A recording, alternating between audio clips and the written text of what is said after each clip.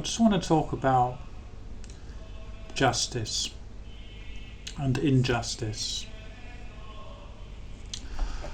So, this was Ravi's meeting with ITV. Bullied her, we'd behaved unprofessionally, we'd behaved in ways that were unbecoming to the profession, and then read out a letter from her, which was a very aggressive letter from her, basically saying, I'm coming back to work and you have to work with me, and I'm going to prove to you that I'm a great nurse and I'm not a very aggressive letter. Well, Lucy Letby had won her grievance with the hospital. And this is the thing about the justice and injustice.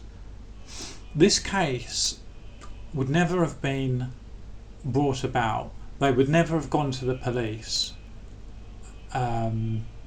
if Lucy had stayed where she was, working in an admin role. But here's the sick thing.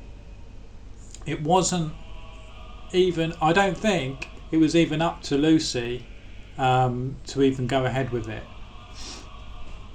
Because she was doing as she was told, and then the RCPCH came in, and the review was told about this. On arriving for the visit, the RCPCH review team was told that Nurse L had been moved to an alternative position around 10 weeks previously. So Lucy had been working there for 10 weeks. So there was no sign that she was going to change without explanation nor any formal investigative process having been established. And then the RCPCH went on to advise the Trust to follow corporate processes in responding to allegations of misconduct by opening an investigation. So I don't even think that it was Lucy fighting to get back on the ward. She was just happy to, well, not happy, but like the English do, just grin and bear it and put up with it.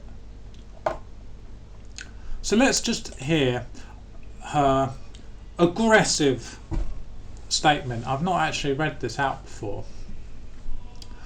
My life was turned upside down and subsequently put on hold when I was unexpectedly informed in July 2016 that I was being redeployed from the unit following a period of annual leave. I have not entered the unit since. There has been a huge element of dishonesty throughout this process, and I want to ensure that you all hear my perspective and are aware of the impact your actions have had on me. I appreciate that we all have a right to raise concern, and that the protection of our vulnerable patient group is of course of paramount importance. However, I find it extremely unprofessional and hurtful to have been made aware of such unsubstantial, insensitive comments as listed below, often via word of mouth. Some of these were voiced in public areas or meetings. It was only through the submission of my grievance that all these comments were confirmed. It was suggested by some of the paediatric consultants that the link, my presence on the unit and the increased mortality rates, was due to a knowingly deliberate action by LL. It has been noted that consultants were not prepared to have me on the unit, and that as a team you continued to apply pressure to have me removed. If I were not removed, the police would be called. So she's quoting from extracts from grievances here. Consultants were uncomfortable that I would be on the unit and wanted me suspended. Members of your team have been heard to publicly make comments such as angel of death, murderer on the unit, cold and calculated. A member of the consultant team, when asked how they would feel if I were to kill myself or if something were to happen to my elderly parents as a result, has been documented as replying, "I do not care." Breary. No individual, and certainly no parent, should have to hear something as distressing as this. As concluded by my grievance report, which states, "It is clearly evident from the witness statements that your movement from the unit was orchestrated by consultants with no hard evidence to support this action." I was also disappointed to have discovered within my grievance that analysis tables relating to the mortality rates had columns amended by your team with information relating to the involvement of medical staff being removed. Due to my professionalism, dedication, commitment, work ethic, I have exceeded expectations in my new role and remain in work despite time off being suggested by numerous people on many occasions. The reason for remaining in work being that I am completely innocent of all the verbal allegations made against me, which has been confirmed within my grievance report. In some ways, time off may have been easier than having to constantly walk past the Women and Children's building, knowing that I could not enter for fear of seeing any of you or bumping into colleagues and having to lie. The isolation from friends and colleagues since July has been huge, and I am yet to see if it has any lasting impact on my team relationships. The unit is a small, close-knit team, with some members also being friends. Having to limit contact with them and be under the pretense of a voluntary secondment has resulted in my support network being extremely restricted. The secrecy of this situation has been, in my opinion, to protect you more than it was to benefit me. I have never had anything to hide. I therefore wish to be as open and honest as possible with my colleagues pending my return, and I will be releasing a statement. I feel they have the right to know the truth behind my secondment and restricted contact, which is very out of character for me. I hope this will also enable relationships to be rebuilt and for me to be supported in my return to the team. After working with you all in a professional and supportive manner during difficult and challenging times, I have been hurt and disappointed that those of you who did not openly raise concerns felt unable to be more supportive of me in this situation. The detrimental effect this has had on me, my family, and potentially my future is immense. Many months of worry, distress, secrecy and uncertainty has had a significant impact on my physical health, general well-being and self-confidence. I am not the person I was before this began. It is only now that there is some light at the end of the tunnel that I feel as though I can start to try to become the person I was before. A lot of people would leave, move on, have a fresh start, and I know that is the feeling which has been conveyed to me by some of you. The longer she is away from the unit, the more likely she will be to leave. However, I am very passionate about and dedicated to Chester. It is where I undertook my nursing training, and the unit helped me to grow from a student to a newly qualified nurse and beyond. Although this has been very traumatic, my strong desire to remain in Chester and within Council of Chester remains, and I am hopeful that we can find a professional way forward to enable my return to where I feel I belong. My hope is that this matter, once resolved, can be placed behind all of us so that we can concentrate on improving the care of the babies on the neonatal unit. It has been quoted that one or more of you would have issue with me returning. I am willing to put this behind me, but I am concerned about the potential for ongoing unprofessional behaviour and the effect this would have on me, my work and the larger medical nursing relationship on the neonatal unit. Throughout this matter, many people have commented on my strength and have asked how I keep coming into work every day and fighting the way I have. The simple answer is because no matter what any of you think or feel, I know that I have given nothing but my very best for every baby that I have ever had the privilege for caring for. We all have to live with the day-to-day decisions and actions that we make, and I know I am not the cold, calculated murderer that some of you perceive me to be. And what kind of murder takes place where you only put it forward to the police when the nurse wins a case with HR?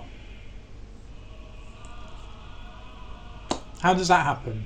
Has that ever happened before? Where an internal works dispute has escalated to something criminal? If she stayed in that admin role, nothing would have happened. And then the only reason something did happen, even when they did, I'm just going to remind you, even when they did pass it on to the police, so this is the 12th of May, the concerns raised by the consultants have been raised previously, and there is nothing they are aware of that they would consider or believe the potential criminal offences may have been committed. Cheshire Constabulary will not conduct a criminal investigation at this stage, with the caveat if further information comes to light.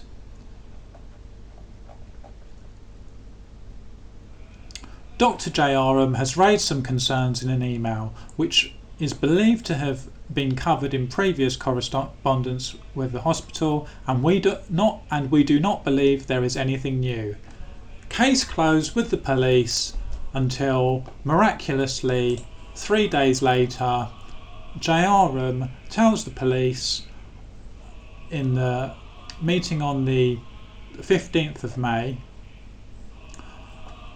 I went back in, the baby's oxygen levels had dropped. First thing to do, disconnect baby from ventilator and bag. I noticed the breathing tube had been dislodged.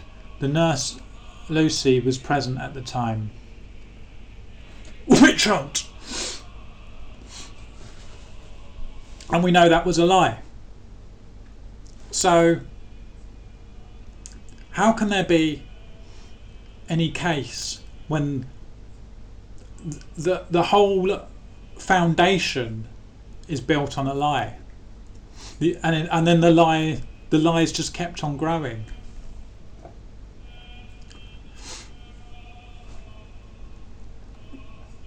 There's a lot of talk lately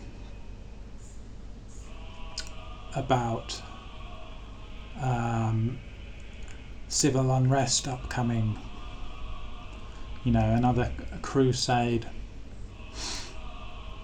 I don't know how much I believe in it, but I'm just wondering, well, every single time anyone gets sentenced, given any sort of sentence, it's an injustice, because no sentence that anyone is given is going to be harsher than what Lucy Letby has been sentenced. And on top of that, the fact that Lucy,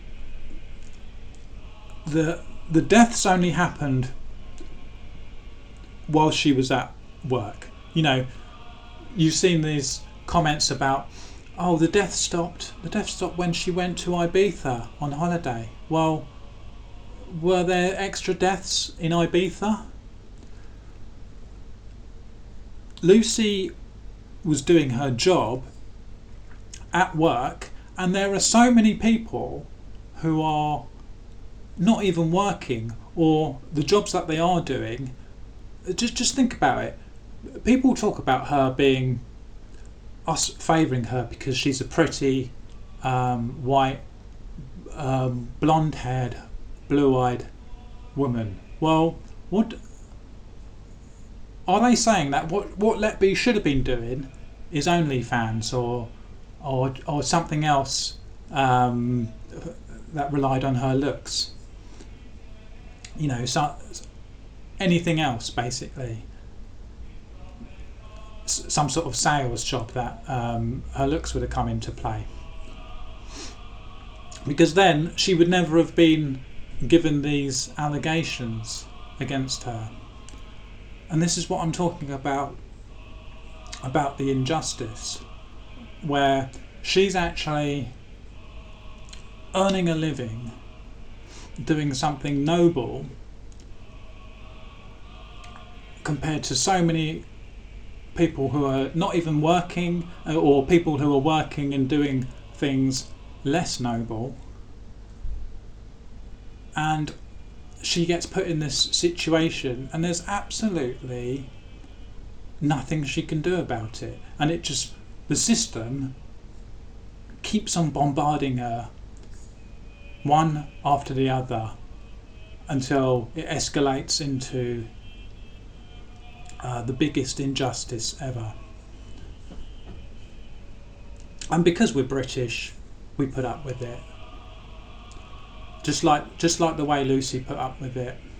Just like the way Lucy was helpful to the police and attended 23 hours or something like that of interviews, of which we probably see about 1 minute and 50 seconds.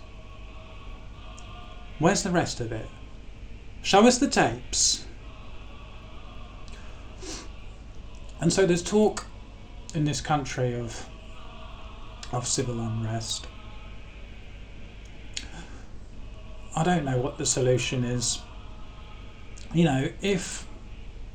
What if it goes to the appeal court and they just deny it on a technicality again? Are people just gonna put up with it?